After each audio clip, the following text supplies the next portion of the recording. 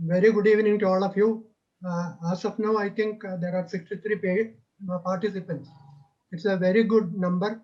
I think we'll have to keep this tempo up. And there's a CME program, as you know, and we are conducting this meeting specifically for as World Diabetes Day program to commemorate the World Diabetes Day program. So as you know, diabetes is a global problem, and it's a major health problem affecting globally a lot of people. And the number one, as usual, is China, with about 115 million people suffering from diabetes. Pardon? India is also very much near, with about 75 million people suffering from diabetes. And as far as India is concerned, maximum number of cases you'll be surprised is from Goa. Second is Andaman and Nicobar Islands, and third is Kerala. We are not far behind. We are equally on the front line. So 1 in 9 patients of diabetes worldwide is from India. And about 10% of the global expenditure on healthcare is contributed by diabetes.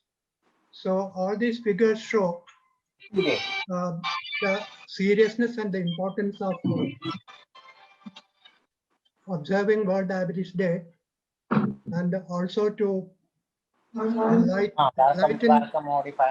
enlighten people about the importance of diabetes and how to tackle the problem.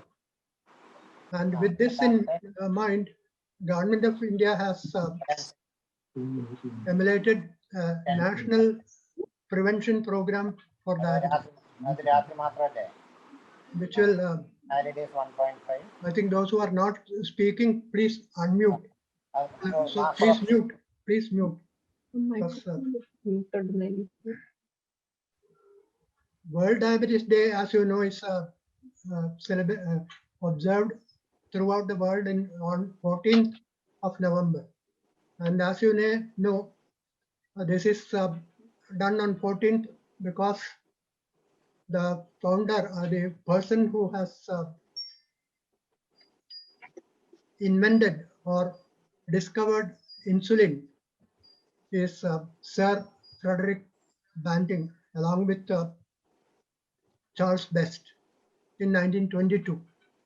So seeing the grave situation of diabetes spreading throughout the world, World Diabetic Forum as well as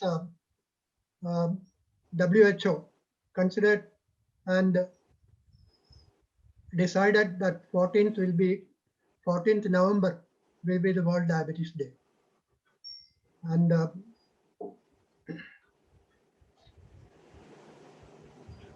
so that's about, there are different types of diabetes. I don't want to go into the details because we have got experts on this, type 1 and type 2, and type 2 is more common.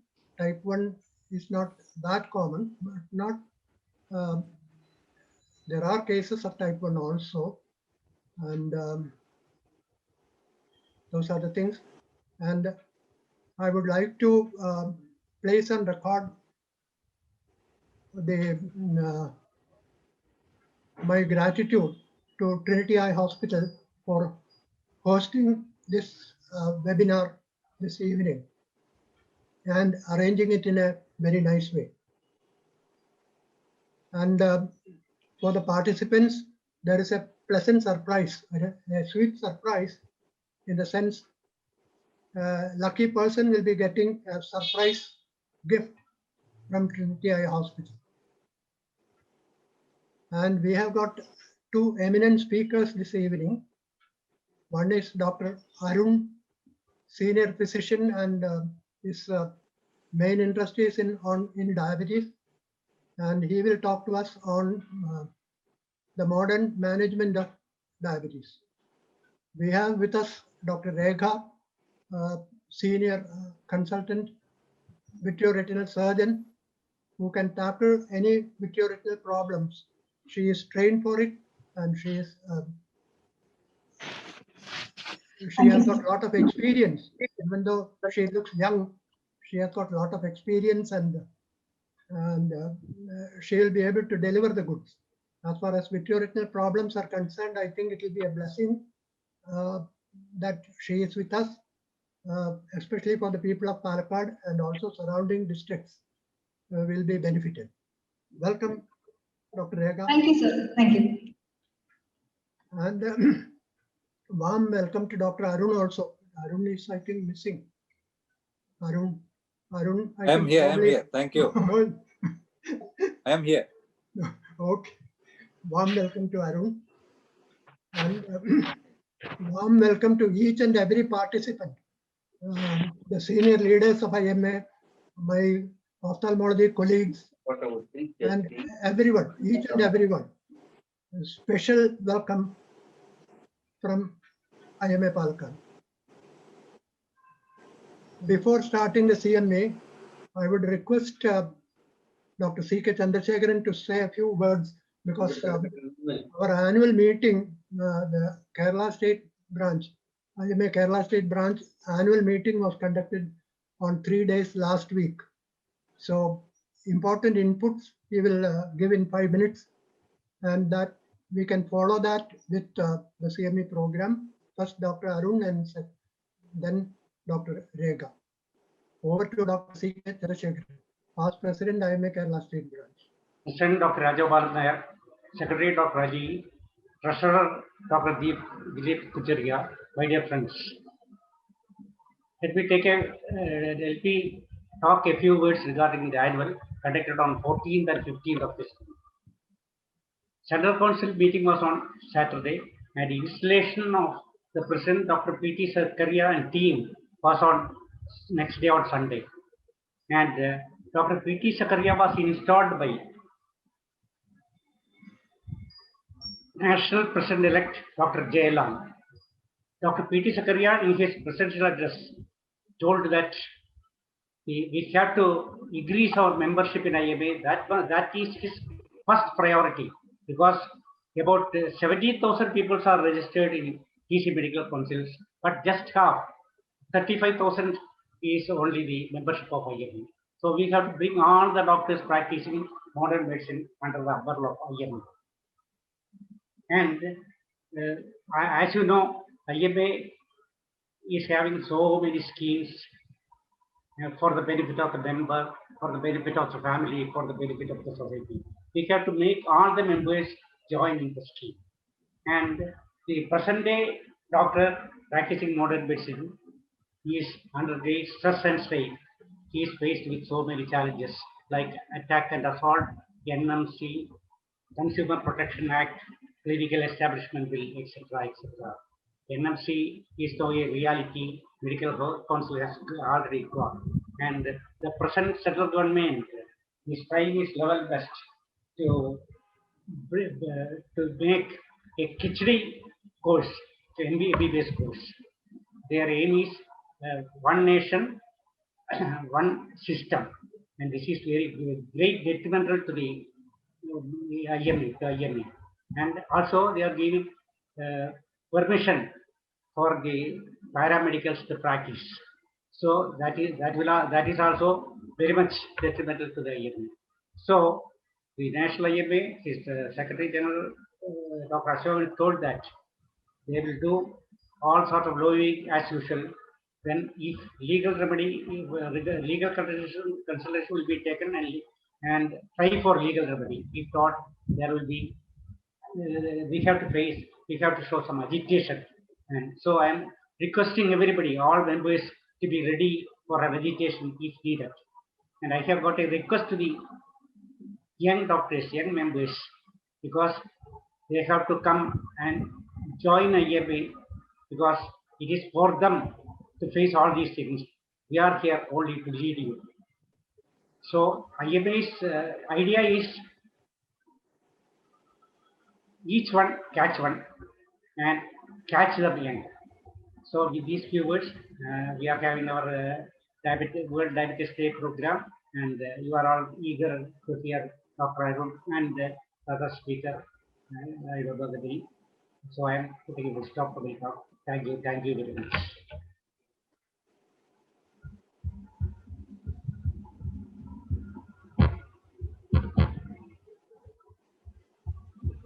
You are not audible, Rajagopalan sir. Muted.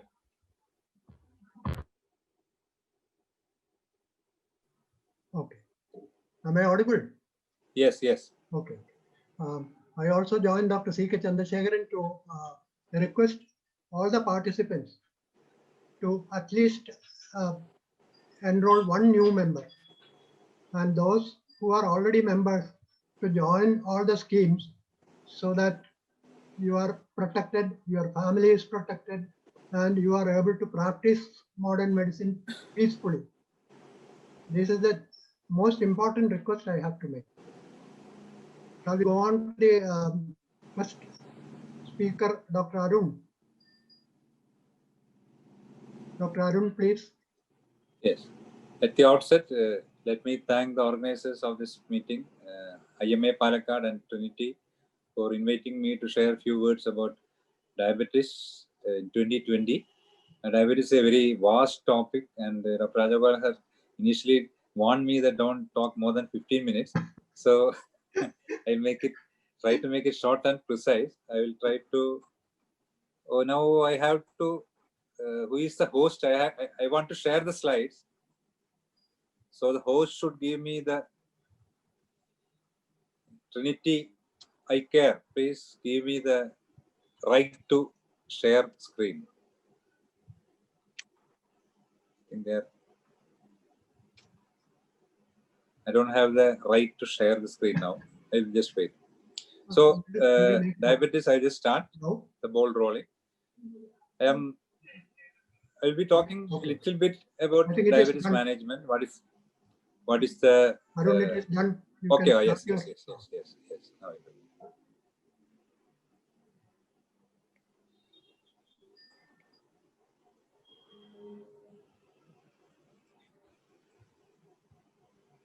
So, is my screen visible now? Yeah. Slide is not visible. Slide not visible? Not visible. Just getting loaded. Okay. Now? No, just getting not loaded. It will take little time. Not yet. Not yet. What happened? Now? No. Not yet. Clear. Then I will try once again. Just started. It will take probably little time.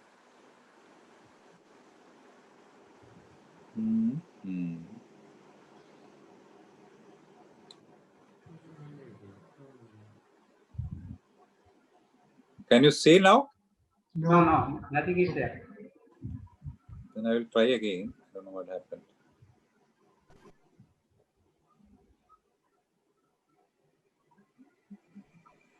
No, the screen has come. Other participant is sharing the screen. So this is the Trinity thing. You have to close it. Yeah, somebody else is sharing the screen. They have to close it. Then only I can share.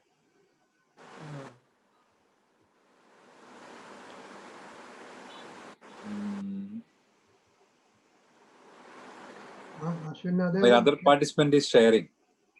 Okay. It's being closed. Yeah. Sorry for the technical delay. No, it's so I'll be basically talking a little bit about the AAC, that's American Association of Clinical Endocrinology guideline of diabetes management, and a little bit about the recent, the CKD in diabetes guideline. That's the two things that has come recently. We're talking mainly about that. So I hope it will work now. Let me see. Oh, it has come. Your slide is ready. Yeah, slide is ready? Oh, yeah. Yeah. Ready. Okay, thank you. So I'll be basically some little bit about diabetes management and little bit about diabetes kidney disease. That's what I'm thinking. This is a very, what you say, very rational and scientific algorithm from the American Association of Clinical Endocrinologists, American College of Endocrinology. So I won't, yeah. So about lifestyle. So I think lifestyle is one of the most important thing in diabetes management, which is usually never stressed by doctors. I think we should stress more and more. Otherwise, other people, mainly quacks, will stress on lifestyle and they will get some, what do you say, they'll some get some benefit, they'll some get legitimacy, and we will lose the legitimacy. So we should stress on lifestyle therapy. So this is a basic stress. I think each point is important. So I'll go through this. Nutrition, maintain optimal weight. So what is the optimal weight? For an Indian, Asian Indian or our Indians like us, an optimal BMI is around 23. So simply you can say if your height is around 165, your weight should be less than 60. So you look very, very thin. Like you say the photographs in 1960s and 70s, you see most people will be very thin. So every one of us should be like that. Then only we can prevent or combat diabetes. So maintain optimal weight.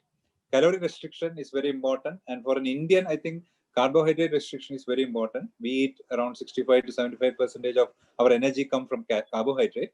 We should reduce it to at least 40 or 45% or less than that.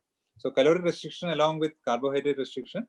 Avoid trans fat, limit saturated fatty acids, etc. Then increase plant-based diet, increase high polyunsaturated and monosaturated fatty acids.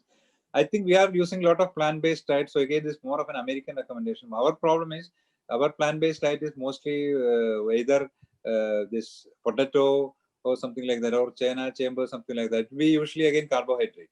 So our we should have a lot of salads. We should eat more salads. We should have a lot of green leafy vegetables. That is a plant-based diet, not the potatoes and the tapioca. Physical activity, I think we should again stress very much on physical activity. 150 minutes per week. I think I will go for a 200 minutes per week. That will be better. They are recommending 150 per week for a normal weight individual. Those who are overweight or obese, at least 200 minutes per week is needed, including walking, stair climbing, strength training, and increase as tolerance. So strength training is also important. Most of the older people just do walking only. I think they should join a deep gym and do some strength training also, or even at the house they can do some exercise like plank or something like that, or weight, some little bit small weight. So strength training is very important, especially old people who are very frail and whose muscles are very weak. They should definitely have some strength training that will help in diabetes control. Sleep is very important. 6 to 8 hours per night is very important. Behavioral support, moderation alcohol, and avoiding tobacco.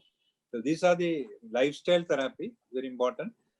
Next comes the weight, obesity. What to do if a patient is obese? Person is obese. So even if the BMI is more than 25, it's considered as overweight or obese, then the patient is person is put on the stage 0. There should be therapeutic targets for improvement in complications. So we should have lifestyle therapy for anyone with a BMI of more than 25. And lifestyle therapy, as said before, and medical therapy in some individualized situation, which includes phenetramine, orlistat, lorcaserin, but most of these drugs are not available here. So we don't have much anti-obesity drug available now. So endoscopic procedures, surgeries, all are important in some selective people, but mainly I think the lifestyle modification is the most important. So anybody with a BMI more than 25 should undergo lifestyle therapy, even if they are not diabetics, is what the AACE recommends. Again, this is a pre-diabetes algorithm. People who is pre-diabetic, again, lifestyle therapy can say, basically lifestyle therapy is needed for everybody. Now, those who had high lipids, you treat them with anti-lipid, especially statins. If patient is already having hypertension, you treat hypertension. We are not going to details like that. Patient is having overt diabetes and proceed to glycemic control algorithm. On the right side, I think you can focus on that. There is hyperglycemia, FPG more than 100, PPG more than 140, but below 200. That is pre-diabetes. So again, intensify weight loss therapies. When if it is pre-diabetic, they are recommending either metformin or carbos. Indian situation, I think we can also recommend voglibose. So low risk medications are metformin, acarbose, or voglibose in pre-diabetic and obese patient. And you can also consider with caution GLP-1 receptor agonist or even pioglitazone. But pioglitazone again can increase weight, even though it has a very good beneficial, metabolic parameters are very much beneficially affected. So, but you should be very cautious. That is why it is not in green. So these are the pre-diabetic lifestyle therapy along with treating hyperglycemia. Now we come to the cholesterol levels, dyslipidemia. I am sure that many people are, even we doctors are very reluctant to start statins, but still many have a lot of doubts about statins and a lot of WhatsApp forwards maligning statin can produce that, this, like that. But statin is still the basic drug for managing lipids, dyslipidemia. So in diabetic patients, whatever the risk levels, LDL should be less than 100. LDL is above 100, better to start a statin therapy. Maybe without very low risk patient, you can wait for about 3 months. Otherwise, you start on statin therapy. And the target for non-HDLC is less than 130. Target for triglyceride is less than 150.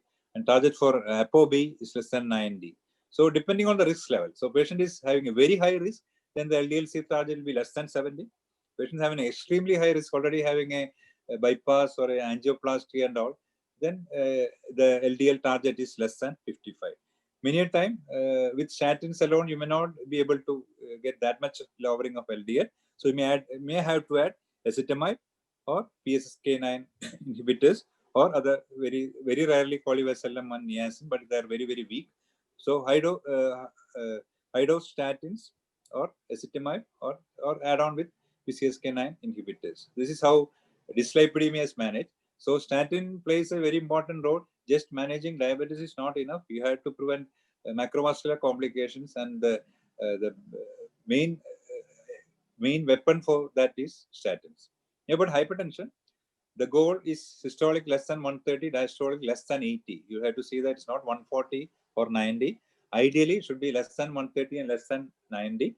And ACA is recommending the first drug is AC inhibitor or ARB.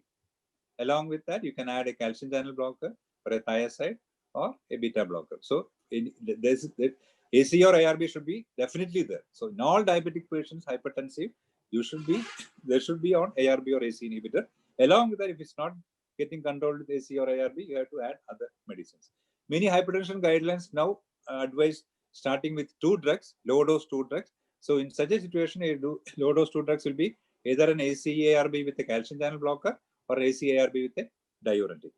After that, if it's not getting controlled, add that 3rd drug, then add the 4th drug, and we can think about adding spironolactone like that. So that's how we manage hypertension in diabetes. So diabetes management is not just sugar management, both lipid management and hypertension management is important. Now you go to the actual sugar management. Again, you can see the slide may be looking complicated, but I'm not going to very details of it. I think all the details are not needed. The HbA1c is only maybe less than 7.5. And maybe monotherapy may be enough. Of the monotherapy, the drugs they are recommending is metformin or GLP-1 receptor agonist, which is mostly an injection, then SGL2 inhibitors, then only comes DPP-4, pioglitazone, alpha-glucosidase inhibitors, and sulfonylurea. So the first 3 are usually we start either metformin, GLP-1 receptor agonist, or SGLT2 inhibitor. In most cases, we start metformin. The other 2 drugs, one being mostly an injection, although one tablet has now arrived, and the other is basically a little bit costly drug. So we usually start with metformin and we add on a DPP inhibitor. So if the HbA1c is more than 7.5 but less than 9, we may start with the 2 drugs. Many of us, because of the low cost, may start with a sulfonylurea with metformin, but sulfonylurea is not the ideal choice because it can produce weight gain, can produce hypoglycemia. So again, along with metformin, better to start SGL2 inhibitor, GLP-1 receptor agonist, or a DPP-4 inhibitor. That should be the dual therapy in a patient starting early onset of diabetes and HbA1c more than 7.5 but less than 9. HbA1c more than 9 with symptoms like polyuria, polydipsia, loss of weight, extreme tiredness, fatigue. We may need to start insulin for a few days and switch over to OHA, or we may start with a dual therapy or even a triple therapy. Again, I am not going to the details here. So the target is HbA1c ideally is less than 6.5. The target of fasting blood sugar should be less than 120. After food blood sugar target is less than 180. But in some certain situations, this target may differ. Patient have a lot of comorbidities. He's having CKD, he's having heart failure and all. We may little bit liberal about the target. Patient is very old, then also we be little bit liberal about the target. Or maybe HbA1c of 7.2 or 7.5 may be okay for such patient because they may not tolerate hypoglycemia. Similarly, in pregnancy, it should be more careful. It should have more tight control. So it should be, we'll think about a fasting of around 95 and after food about around 130 and HbA1c again less than 6.5. Even if it is 6, it will be very good. I'm not going to this. This is about insulin treatment. I'm not going to the detail, but still just one point. Always better to start on basal insulin, a long-acting basal insulin. Insulin analog is best, and you treat to target of around fasting of 110 or 120, depending on the patient. Slowly increase by every 3 days or 4 days, like that. You can increase depending on your SMBG. After treating to target the the fasting values. Then you can think about the after food values, and for that you may need either OHAs or you may sometimes start a basal bolus along with the major meal. Gives a more bolus of a short-acting insulin, or you can give a combination of some short-acting with a long-acting insulin, like the premix insulin or the newer insulin analogs like Rysodex insulin, that is Degludec, which has both the long-acting and short-acting insulin. Again, I am not going to the details here. This is a complicated slide, profiles of anti-hyperglycemic medications. Again, some points are important. You know that first is hypoglycemia. Only one drug actually produces hypoglycemia, that is sulfonylureas. Then, okay, insulin. So, among the OHs, only sulfonylurea, then insulin produce hypoglycemia. Weight gain, again, sulfonylureas can produce weight gain, pioglitazone can produce weight gain, and insulin can produce weight gain. So in an obese patient, better not to start with these drugs. Then what are the renal and renal contraindication? Metformin is only contraindicated if the GFR is less than 30. That's important thing. Only if the GFR is less than 30, the metformin is contraindicated. 30 to 60 can be used with caution. Above 60, it can be used. Similarly, sulfonylureas can be used even if the GFR is low, but there is more hypoglycemic risk. Insulin can be used and should be used even in CKD, usually used in CKD, but there is more hypoglycemic use. You can see that GLP-1 receptor agonist and SGLT2 inhibitors are given in green, so they have some beneficial effects in CKD, so they should be preferred.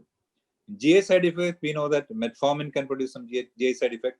GLP-1 receptor agonist can produce GI side effect. Alpha glucosidase inhibitors like acarbose and voglibose can produce GI side effect. So this should be in mind. Cardiac side effect can be happen with pioglitazone, so it should be cautious. With sulfonylureas, there may be some problems, and with DP4 inhibitors only for saxagliptin, otherwise neutral. But cardiac benefits you can see in green. SGLT2 inhibitors and GLP-1 receptor agonists, and some benefits with pioglitazone which reduce the stroke risk. So, yes, that is the first part of my talk. Now, the second part is only about CKD, chronic kidney disease. So, I think it's not proper. Okay.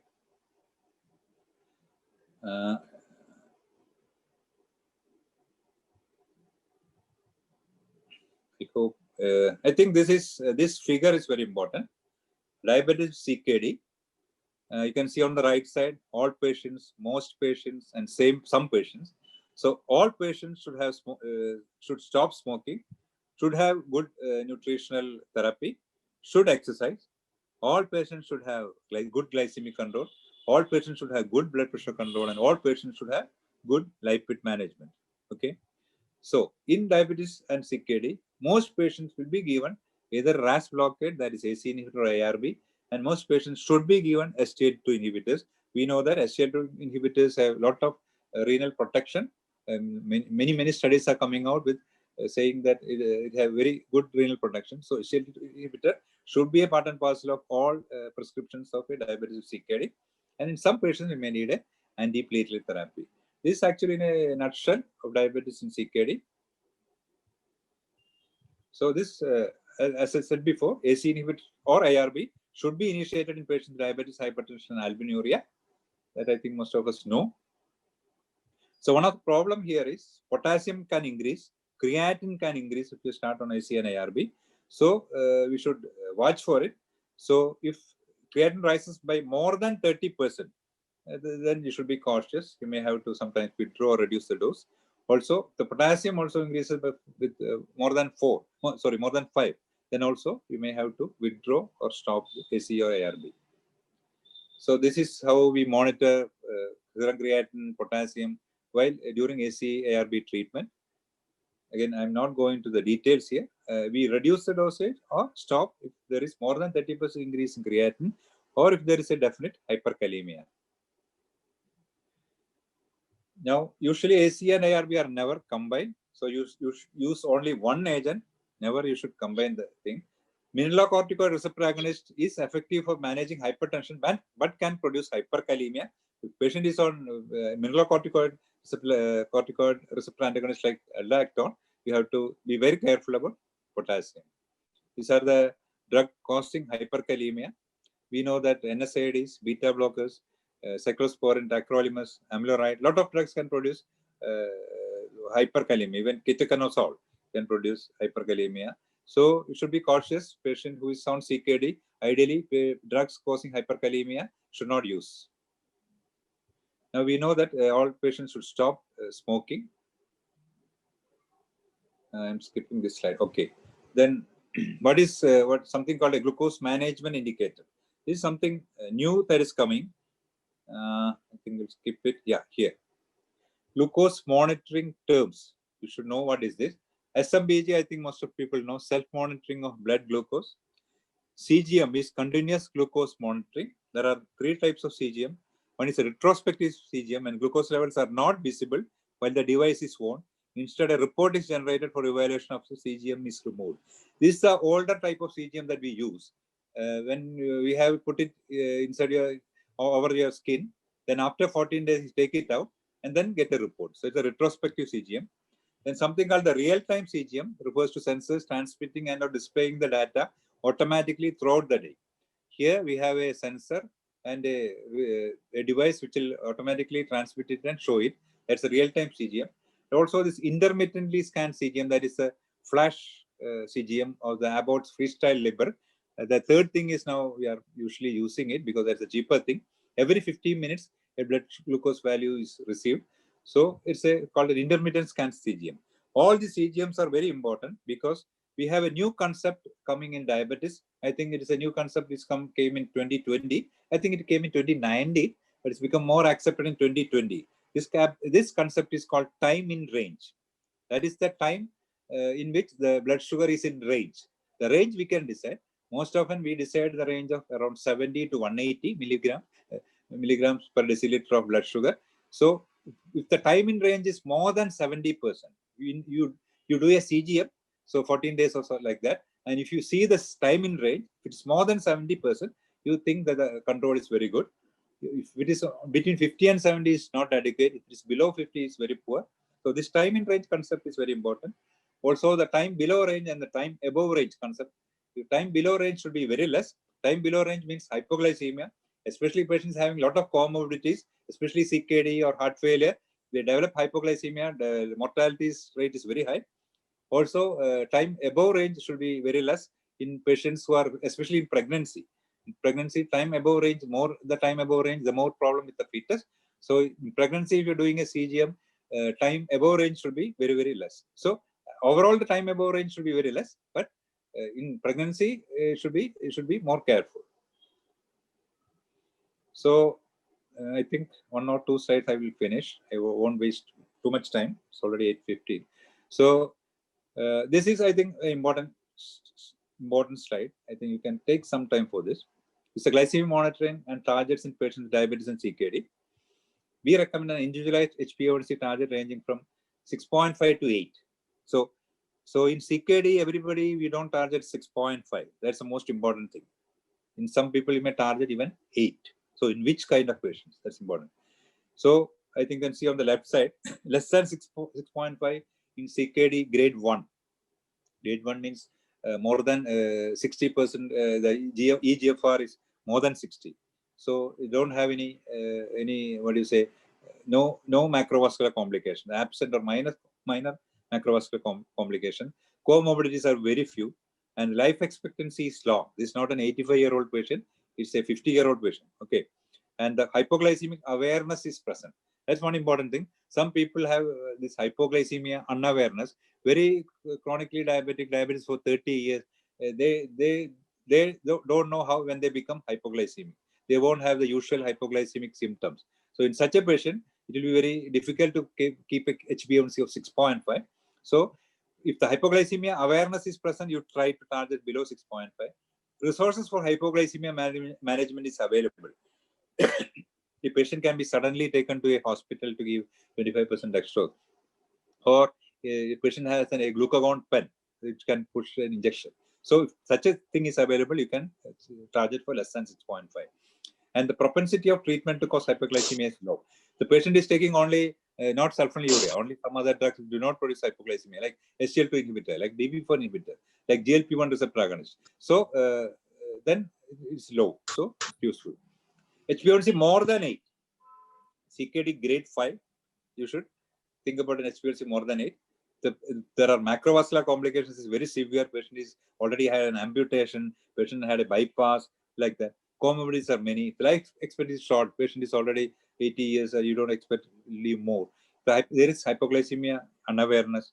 The resources are scarce. There's nobody to take the patient to the hospital to get 25% dextrose when you get a hypo. A patient is living alone. A lot of old people are living alone. So propensity for treatment to cause hypoglycemia is high. Patient is on sulfonylurea, patient is on insulin. In such patients, there will be a lot of chance of hypoglycemia. So you should be more careful. I think I will end with that. I will stop screen sharing now. Okay, I think I have covered in around 20 minutes, so it's not overrun the time. Any questions or anything I can answer now or later? Up to you. Over to Dr. Rajagopal. Can we postpone it till the other speaker also completes? Yes. Will it be okay? Yes. Thank you, Dr. Arun, for keeping the time fairly well. And I know it is very difficult to cover diabetes in 15 minutes. It should take 15 days actually. Okay, we will go on to the next speaker. May I request Dr. Rekha to take over? Yes, sir. Good evening, everybody. I'd like to thank IMA, Dr. Rajgopalan sir, and Trinity Eye Hospital for giving me this opportunity. I'll just share my presentation.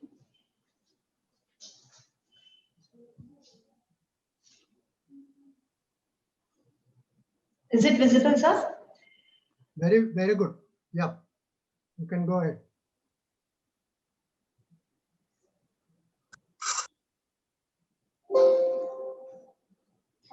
Today the topic is mainly management of diabetic retinopathy. I'm not just going to speak about the studies or all the other things, but just want to give a few practical tips and when to refer the patient to a retinologist and how we can treat it easily and maintain the vision in diabetic patients.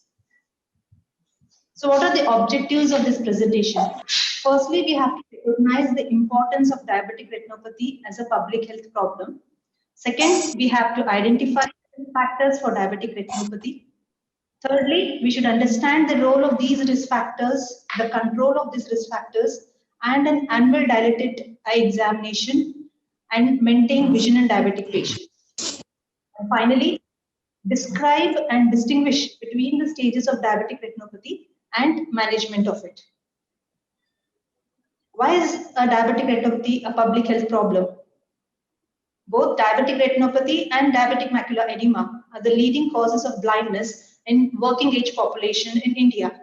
Surely it will affect the economy of country. As the number of individuals with diabetes is increasing worldwide, similarly, the sight-threatening diabetic retinopathy and DME will increase with the time. What are the risk factors, especially in Indian population? It's mainly the duration of diabetes. Longer the duration of diabetes, that's more than 15 years of diabetes, has about 6.5 times more risk compared to that of the normal population. Secondly, the age of onset of diabetes. If it is before 40 years of age, it doubles the risk of diabetic retinopathy, especially the sight-threatening diabetic retinopathy. Then about the glycemic control. The suboptimal glycemic control, that is HbA1c of more than 7, have a risk of having diabetic retinopathy. That is, at least 1 person in 3 diabetic patients with this suboptimal control will surely develop retinopathy. If it is a poor control, that's HbA1c of more than 8, it has a higher risk of developing sight-threatening retinopathy. It's not only the retinopathy, it's a sight-threatening retinopathy. Next is nephropathy. In the early nephropathy, it's only 2 times, but compared to that of advanced, it has 6 times risk of developing retinopathy. Central obesity is the next factor, which again has 2 times increased risk of diabetic retinopathy development. Abnormal serum lipids, mainly the LDL and cholesterol, have an important role in diabetic macular edema, both the central involving and not the central involving. Next comes the diet of a person. The most important is the lifestyle of a person. Now it's completely changed. No one is having a fiber diet. A person who has a low fiber diet has more chance of developing diabetic retinopathy compared to a non-diabetic. Anemia is the next factor, which also has a 2 times increase in risk of developing retinopathy. So once we know the risk, when to refer the patient and when he has to get the treatment. In case of type 1 diabetes, screening starts at 5 years after the diagnosis and yearly thereafter. diabetes start ചെയ്ത പ്രാവശ്യം 5 വർഷം And in case of type 2 diabetes, an yearly screening should be started once he is diagnosed as diabetic. As the initial intensive systemic therapy for a diabetic causes a sudden rise or a sudden decrease in sugar levels, leads to a worsening of retinopathy. So a close follow-up of such patients should be kept. Women considering a pregnancy should be seen prior to conception or early in the first trimester. Once we know about the screening factors, we should know about the classifications of diabetic retinopathy. I know that everyone is well versed with all the classifications, the ETDRS classifications, the international classification. International classification is the more commonly used and it is the easiest way of documenting the findings of diabetic retinopathy and referring to a retinologist. It is classified as a more mild non-proliferative diabetic retinopathy where you can just see the microaneurysms, and the moderate type where you can see the hard exudates, you can see the microaneurysms and the flame-shaped hemorrhages. These 2 stages can easily be controlled by controlling the systemic factors, mainly the blood sugar, BP, hyperlipidemia, renal disorders, anemia, and finally the lifestyle changes. So at this level, the retinopathy is reversible. Once it comes to a severe form of non-proliferative diabetic retinopathy, that is about 4 quadrants of hemorrhages all over, 2 quadrants of venous bleeding, 1 quadrant of edema, that is the intraretinal microvascular abnormalities. Why this is important?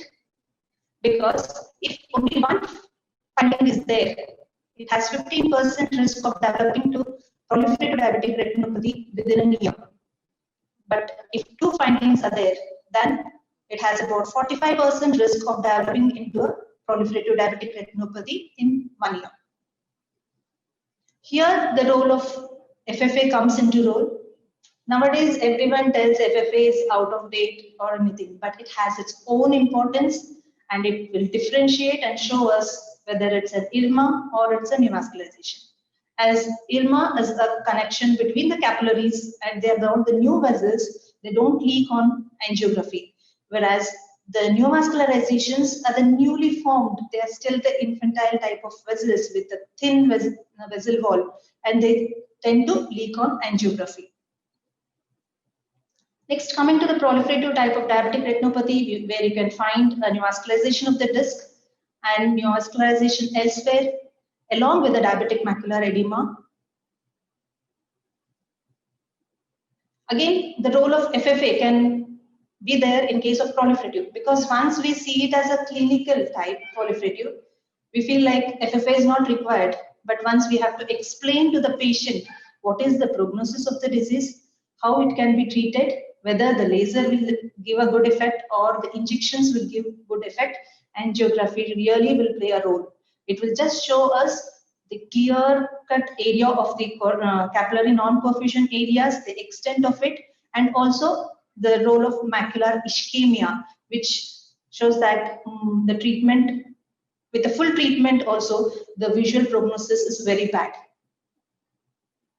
So what is the treatment for such cases? The proliferative cases where the media is more clear. The only treatment is the laser. So what is the principle of laser is, it converts the ischemic area into an anoxic, so that the retina will not thrive for more blood supply or the oxygen. And once we do the laser, it increases the oxygen perfusion from the choroidal layers to the inner retinal layers, and thus increases the oxygenation to the remaining or the central part of the retina, so that vision is well maintained. So we do it in 3 settings. First setting, we do it on the nasal side. Then the second setting, we do it on the superior and the inferior part. And the third setting is on the temporal side. Once you see that the media is not clear, the whole of the new blood vessels have leaked and it has come into the vitreous, leading to a vitreous hemorrhage. If you can see the thing and there is no traction, surely we can go ahead with anti-VEGF, which reduces the VEGF levels into the vitreous cavity and reduces the vitreous hemorrhage, which can be followed later with the laser and it can be maintained. If the media is not clear and it is a recent onset of vitreous hemorrhage, do a B scan. So here comes the role of B scan. We can do an ultrasound, see that there is no traction, it's just a vitreous hemorrhage. We can go ahead with anti-VEGF. Once it is a chronic one where the vitreous hemorrhage is not resolving, it's a non-clearing one, or it's an old vitreous hemorrhage where it has become into an yellowish type of gel, or if it is associated with a tractional retinal detachment, then we can plan for this surgery. What is the aim of vitrectomy? The main culprit in diabetes is mainly the vitreous. Once this neovascularization and all come into the vitreous, it forms a fibrovascular proliferations. So firstly, we have to remove this bleed from the vitreous or the removal of the vitreous opacities. Secondly, is removing this all the fibrovascular proliferations which are causing a traction over the retina and to maintain a good hemostasis. This is a small case. This is a video demonstrating the presence of vitreous hemorrhage and subhyaloid hemorrhage. Firstly, we put a cannula and this for the infusion. The other 2 cannulas are fixed for the light pipe and the cutter. The main aim is first we do a core vitrectomy. This mainly cuts the anteroposterior traction over the retina.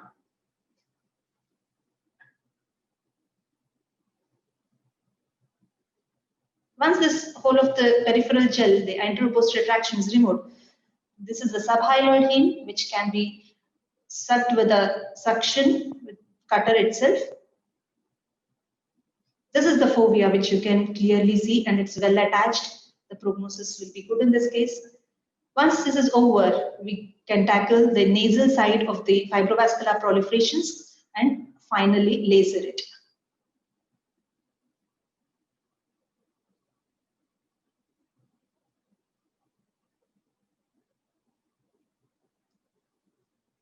Coming to the case which has a combined retinal detachment, like this is the traction which is causing breaks in the retina and lifting the whole of the retina.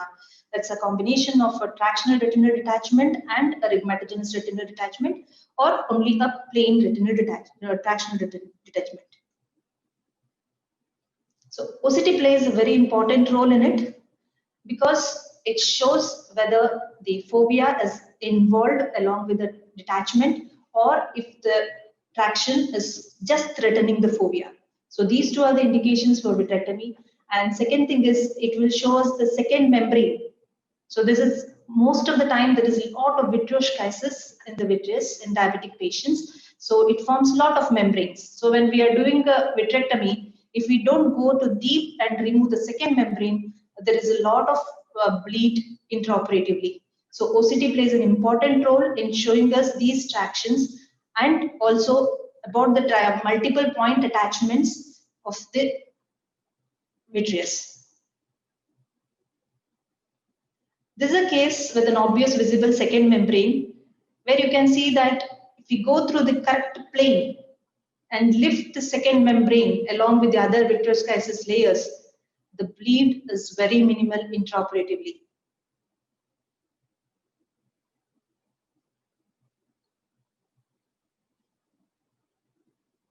Because we are not pulling or causing any avulsion over the vessels which may bleed.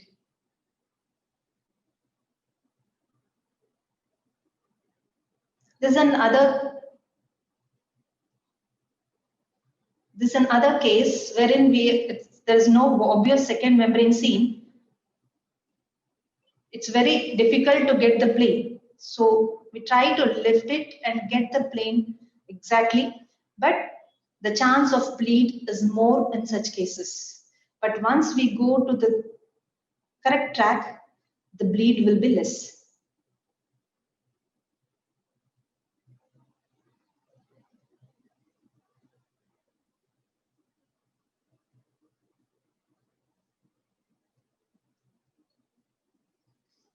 This is about the management of proliferative diabetic retinopathy. Let us come to the management of diabetic macular edema.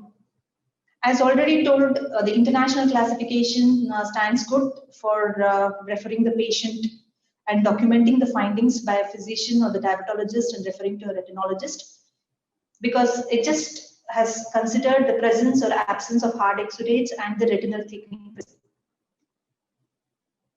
OCT has a role in it. It shows us whether the edema is a diffuse one, whether it's a cystoid macular edema, or is it associated with serous retinal detachment, which is mainly due to inflammation. It also shows us the traction created with the posterior hyaloid and if there is a presence of tractional retinal detachment. FFA also plays a role in it because it shows us the leaking microaneurysms. Some patients come with an early diabetic retinopathy and have few leaking microaneurysms in the center and a macular edema. This is more common in type 2 diabetic. So once we do an FFA, we can localize the leaking MAs and laser them so that the edema reduces. Similarly, it will also show us the diffuse leakage. And it also helps us to know about the status of the macula, whether it's an ischemic or it's associated with other findings. So what are the treatment modalities for diabetic macular edema? It's mainly the laser photocoagulation. The second one would be intravitreal steroids or an anti-VEGF. Thirdly is the systemic control of a lipid lowering agents. And finally, surgery. So this is a case of a succinate retinopathy with the leaking microaneurysms, where if we do a focal laser to these leaking microaneurysms, it will surely resolve. Similarly, if there is a diffuse macular edema, grid laser still works, as it is an era of anti-VEGF. Laser has taken a backseat, but we do it as an additional treatment after the anti-VEGF also. So intravitreal steroids, wherever there is a serous detachment, intravitreal steroids will surely act super.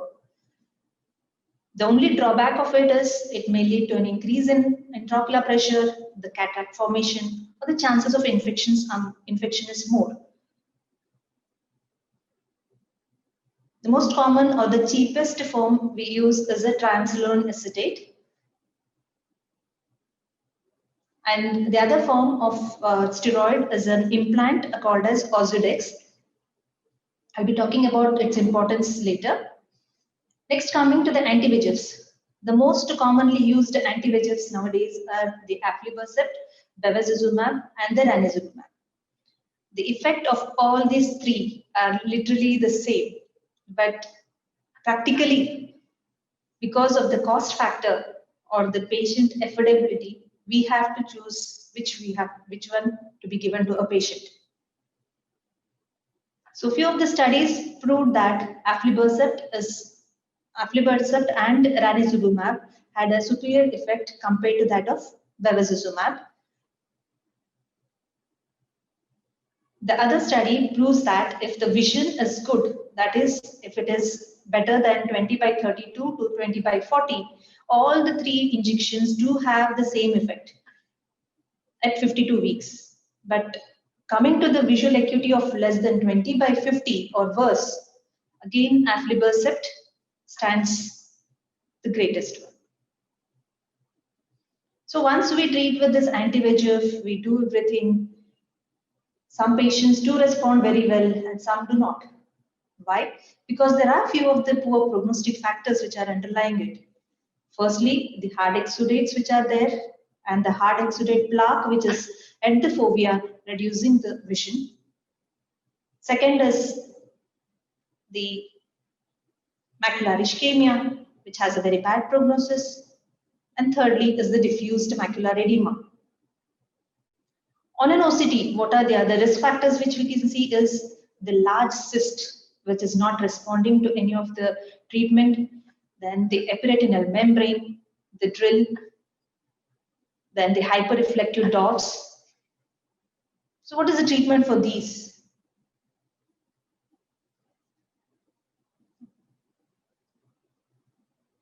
For the hard exudates, which are sitting in the center and reducing the vision, Ozurdex is the best option.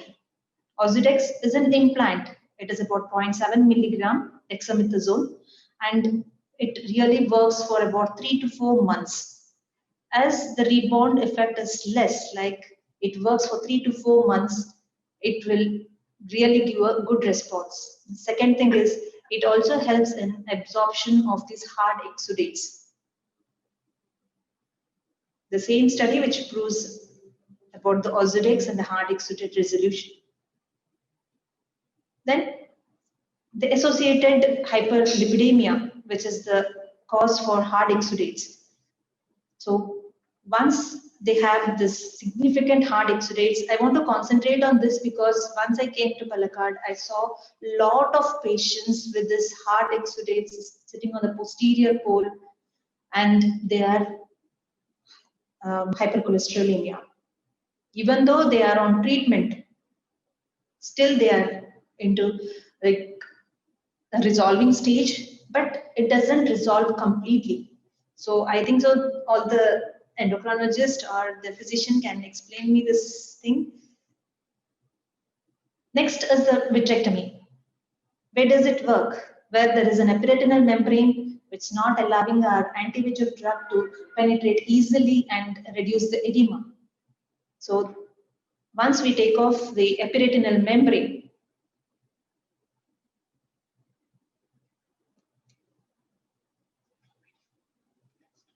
this was a video of eliciting the epiretinal membrane removal. Hope it's not playing, sorry for the inconvenience.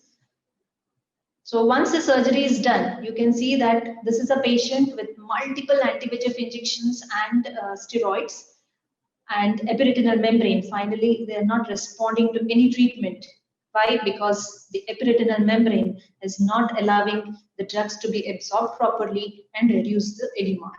But after surgery, the edema completely reduced and the vision improved to 624 and 18. So finally, 90% of the diabetic patients will simply be maintaining a good vision by a proper regular examination, treatment, and controlled blood sugars. The primary prevention is a strict glycemic control, BP control, and the secondary prevention is an annual eye examination. The tertiary prevention is a retinal laser photocoagulation or the vitrectomy. So the early diagnosis and a timely referral is the key to treatment of diabetic retinopathy with the restoration of good visual acuity in most of the diabetic patients. Thank you.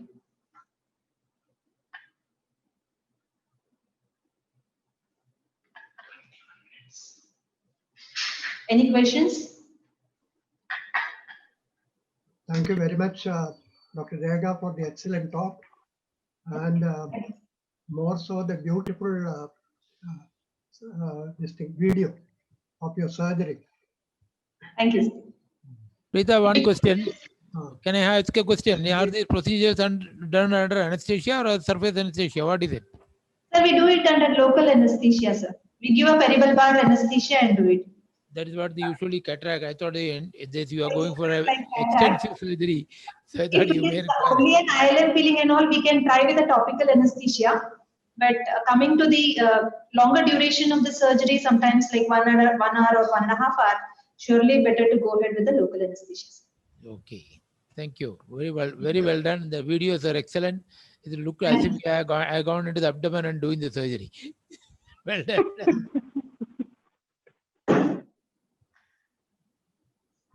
It's very nice to see, and you feel it is very easy. Only when you try to do, you know how difficult it is. True, sir.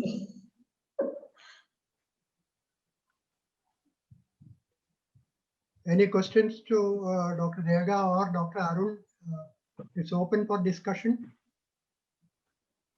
Sir, I think there was a few queries which were posted in the chat group. I think Arun sir can see the chat and reply to the questions. I think there are one question for me. Yeah. So I will answer that. Yeah, exactly. So it's about starting. I think it's about starting SGLT2 inhibitors. Can a patient on OHA start with SGLT inhibitor? What indication to change the drugs used for diabetic patients? Okay, so patient already on some other OHA, starting SGLT2 inhibitor in such a patient. That's the question. So as I said before, SGLT2 inhibitor has very good renal and cardiac protective effects. So patient with high risk for atherosclerotic cardiac disease, a patient who is having even a mild albuminuria, a microalbumin of around 45, 50, between 30 and 300. It's mild albuminuria. Patient with mild albuminuria, patient having high risk for atherosclerotic cardiovascular disease, such a patient should be ideally on SGLT2 inhibitor. But you can't expect too much of HbA1c lowering with SGLT2 inhibitor. It's most of an add-on drug. So you cannot stop all the other drugs. So the other drugs should also be continued. But some things you have to think about. One, there may be some reduction in blood sugar. So you have to reduce the dosage of, say, if your patient is on insulin, patient is on sulfonylurea, you may have to reduce the dosage a little bit. Also, SGLT2 inhibitor can produce a little bit of decrease in blood pressure. So if patient is already on a low, BP is on slightly on the lower side, and patient is already on 1 or 2 antihypertensive drugs, especially patient is on diuretic, you may have to reduce the dosage of such drugs before starting on SGLT2 inhibitor. Also, SGLT2 inhibitor should not be started in an acute patient. Patient is acutely ill, so because chances of ketoacidosis is there a little bit. So not an acute patient, only in a stable patient. Yes, SGLT2 inhibitor can be started in every diabetic patient, especially patient is having microalbuminuria or patient is having atherosclerotic cardiovascular disease. Now, other question is how to decide. Second question, let me see. What indicates to change the drugs used for diabetic patients? Yes. One indication is you have to have an HbA1c of at least around 7 or below 7. Ideally below 6.5 in most patients. If it's not reaching that, you may have to change the drug or to increase the dosage. Other thing is patient is having, as I said before, high risk for atherosclerotic cardiovascular disease. You have to add either SGLT2 inhibitor or GLP-1 analog. Patient is having microalbuminuria, either you have to start SGLT2 inhibitors. So these are the usual indications. Patient drugs, sugar not getting controlled, you may have to increase the dosage of whatever drugs you are using or start insulin. So this is how we go about on changing anti-diabetic drugs. I think that is enough for that question.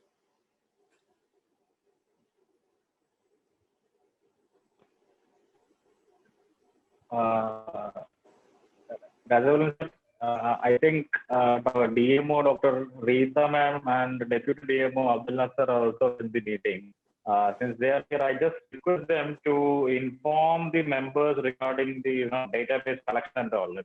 Database collection for practitioners are going on. I think it is extended till 22nd November. So if Rita madam or Abdul Nasser is there, I just request them to please inform the meeting regarding the decisions and how to do it. Are they here? So Rita madam's name, I guess.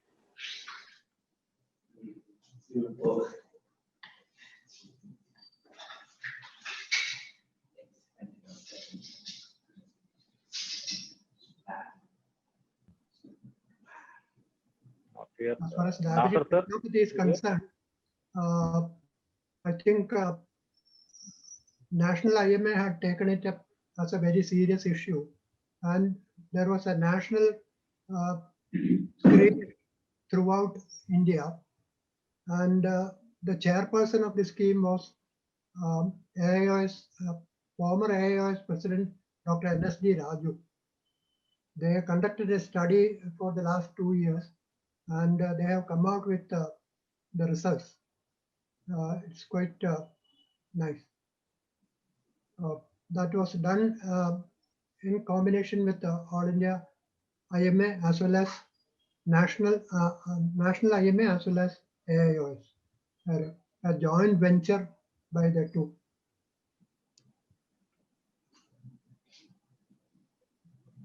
Dr. Ali, DMO is there or? I saw their name, now I don't see them. May I request Dr. Narayana Gutti sir to talk about something on database collection for COVID vaccine for practitioners? I think he was the one who posted all these messages and he is actively involved in all these things. Sir, Narayana Gutti sir. Good evening, sir.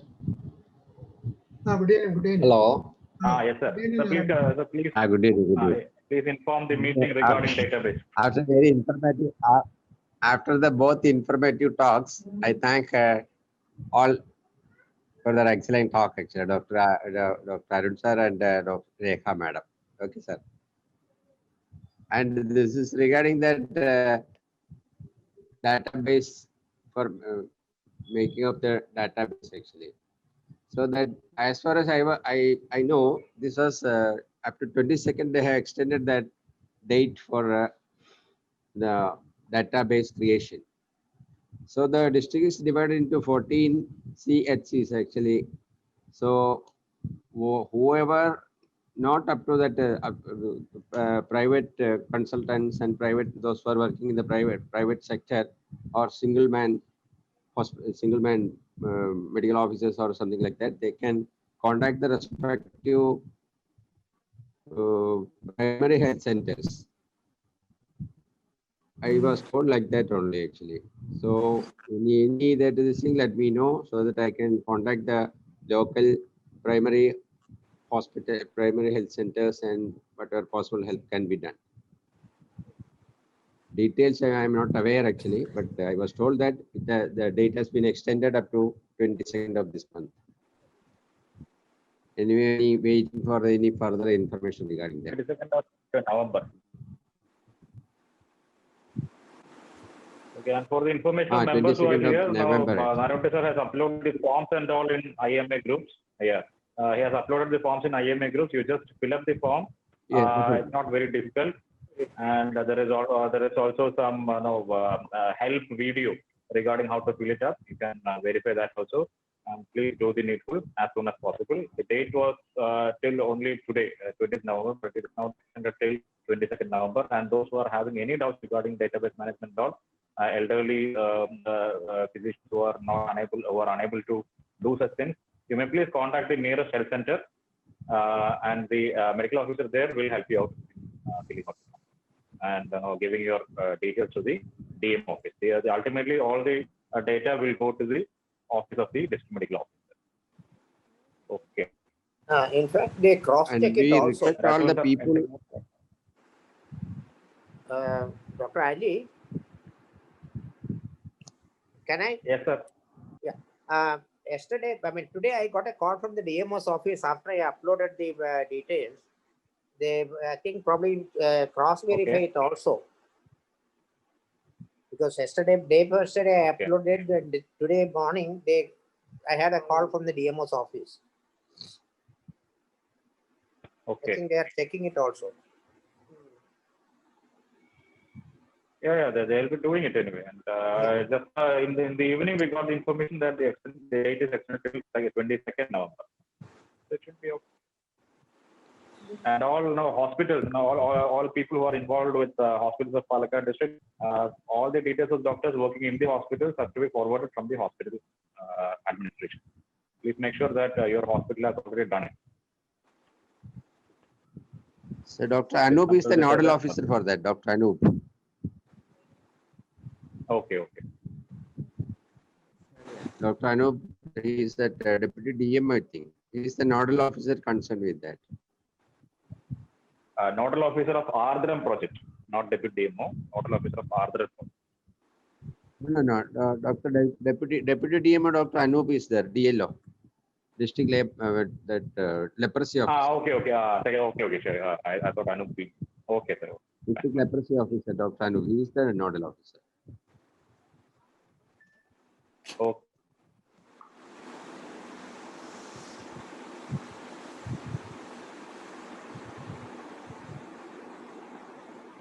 Anybody has any doubts to clear?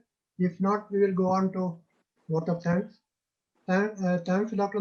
Narayangutti, for your presence and. Pardon? BDSS program is there next week. BDSS talk is there next week. I vote of thanks in a just inform.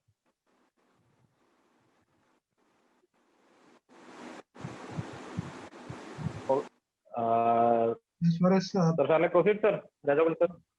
as far as IMA Kerala State Branch is concerned, there are a lot of projects and schemes for the benefit of members, their family, and also for the public. And a comparatively new program has come up. Okay. And wait. You cannot say it is completely new.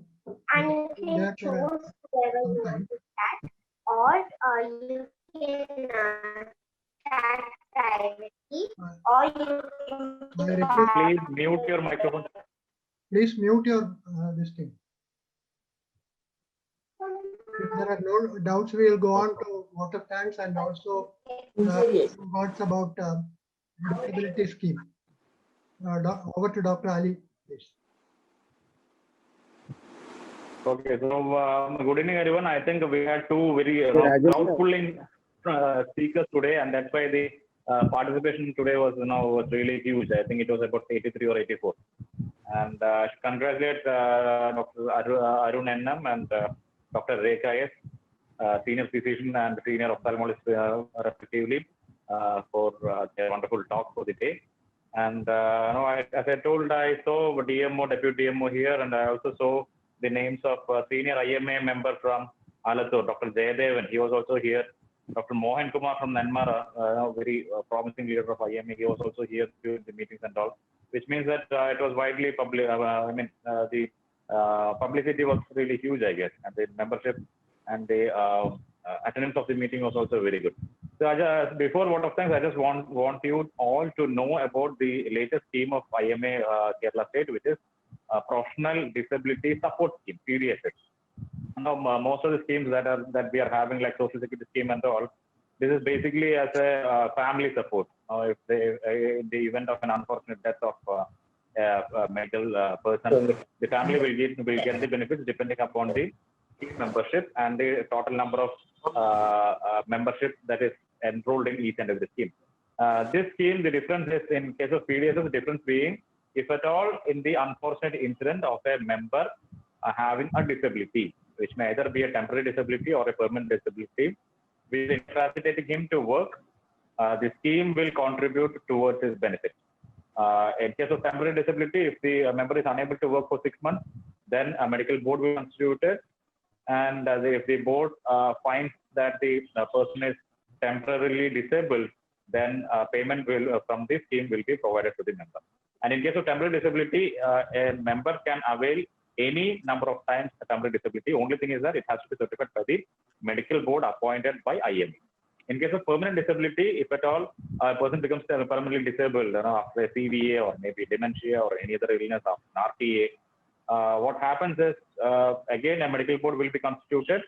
And if the board finds that the person is eligible, again, ex gratia contribution will be provided from the scheme. But there is a difference in the age group because the scheme is mainly supposed to help the younger members.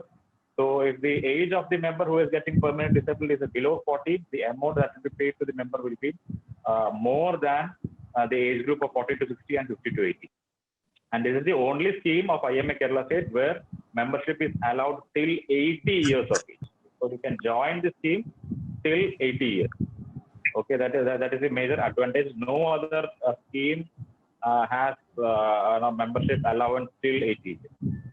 And it is, as I told, it is divided into 3 categories. One is below 40, the second is 40 to 60, and the third one is 60 to 80. And the enrollment fees for each of the age groups differs. It is 5,000, 10,000, and 15,000 for each of the categories. And till November 30th, 1,000 rupees waiver off is given. So an enrollment fee plus an annual subscription of 1,000 has to be paid in the routine cases. But since this is a membership drive, 1,000 rupees of annual subscription is waived off till November 30th. Even though it is a very new scheme, we already have about 10 members who are already enrolled in the past 1 week. So if at all anybody is interested, the forms are available in IMA office. And if you require me to send the PDF, I can send the PDF if you send me a personal mail. It's a very good scheme for the benefit of the members. And one more point is, if in the case of a permanent disability, if the member opts for a permanent disability, he don't have to pay anything more towards the scheme. But in case of temporary disability, even though the amount will be paid to the member, he has to continue in this scheme till 25 years. Otherwise, the scheme will be terminated automatically after 20 years. You don't have to pay beyond 20 years. This is the details regarding the scheme. So please consider it. And if at all you require any help from my side, you can always message me personally and I will send you the details. And again, one more schedule. Sir. Sir, one more small point is there actually. National IMA is creating a corpus fund for the COVID warriors who have lost their lives, sir. So they are told to generate, to contribute generously for that fund. For those already lost their life and their families, they are supporting creating a fund actually, National IMA. They are requested. And I think sir is also aware of that thing. Message might have come already. Okay, sir. Hello. Hello. Yes, Ali. Hello. Carry on, carry on. So this is regarding the scheme, and there is one district meeting which is scheduled on Tuesday, 8 p.m. Devdas, who is the president of Professional Disability Support Scheme, will be addressing the meeting. It is intended for all the branches of Palakkad district, but any member who is interested in knowing more about the scheme, and if you have any doubts, you can directly ask to the president. I will send the meeting details in the IMA groups once I have scheduled the meeting. That is on Tuesday, coming Tuesday, 8 p.m. 30th of November. 30th of November is the last date for the membership drive. After that also you can join it. Only thing is that you will have to pay 1,000 rupees more. That's the only difference. Okay. This meeting is on 24th, no? Next Tuesday. 24th, Tuesday, 8 p.m. Yeah, I will send the meeting, sir. I have to schedule the meeting. Once I schedule the Zoom meeting, I will send you the meeting details. Right. Okay, very nice meeting. So, Rajagopal Nair, you need to be congratulated. Thank you all very much. I hope Dr. Subhash will appreciate that we have finished on time. Yeah. Started reasonably in time. Well conducted, sir. All the best. Thank you, sir. Thank you. Thank you. Bye-bye. Good night. Good night. Arun, well done. Good night. As usual, you are showing the crux the matter. Thank you. All the best. Okay. Good night. Thank you. Right, thank you. Thank you. Thank Bye. you, So, brother. Bye. formally, I just send a vote of thanks to all the members who attended the meeting, and for the especially for the speakers, Dr. Arun N.M. and Dr. Jayes, and the president, Dr. Anuval, for organizing a wonderful. കുഴപ്പമില്ല. Okay. Bye bye. Bye. Good night. Right, right. Okay.